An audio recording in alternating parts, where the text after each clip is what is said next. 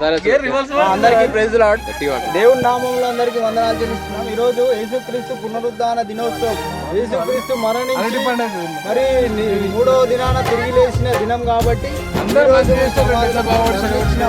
ఒక రోజు ఒక దినంలో మనం కూడా ఈ స్థలంకు ఇక్కడ రాబోతున్నాం.